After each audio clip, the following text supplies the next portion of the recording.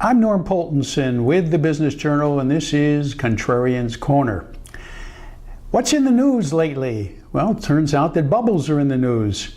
No, I'm not talking the housing bubble. That burst a long time ago. I'm talking about student loans. And it's a big bubble. How big? Well, as Billy Fusilla would love to say, it's huge. Well, let's put that into real terms. How about $1.1 to $1.2 trillion is the range of estimates today as to how big this problem really is. And how many borrowers do we have? 37 million borrowers for student loans.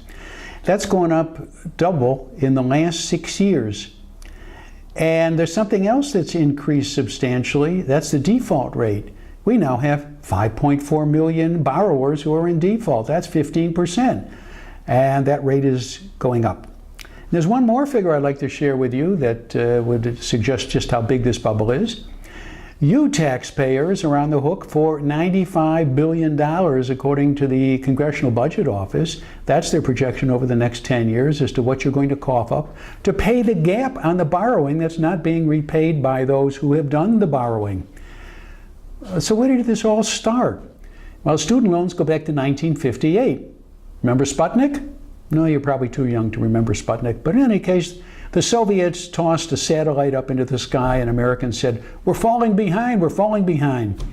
So government created a program and Congress established a student loan program, a very carefully tailored student loan program that said, if you're really smart, you get good grades, and if you're studying math and you're studying science and you're studying foreign languages, and if you're going to teach, we want you in the program. Now that was a successful program, and then in the mid-60s, President Johnson blew the lid off it when he said, wait a minute, this should apply to everybody. Who cares about grades? Who cares about whether it's science, math, language? Everybody should go to college. And every decade thereafter, Congress has expanded the program and made it more inclusive. Well, on June the 9th, our president just expanded the bubble again.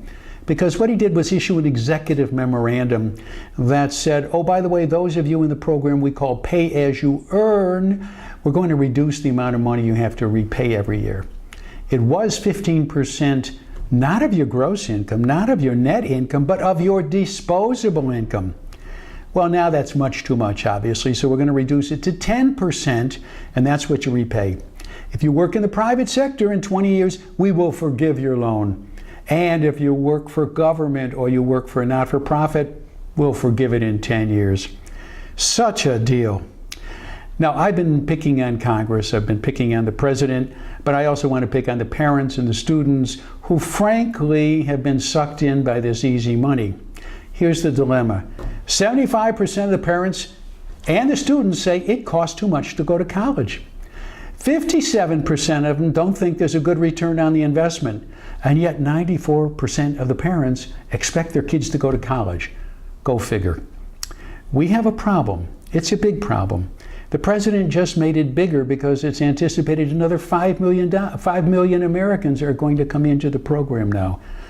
And it's not that there aren't solutions. There are plenty of solutions to this problem, starting with changing the formula that lets colleges set tuition, and then as long as the students come in and meet whatever the formula is that the government has created, colleges simply ask the government to reimburse them, and government does that.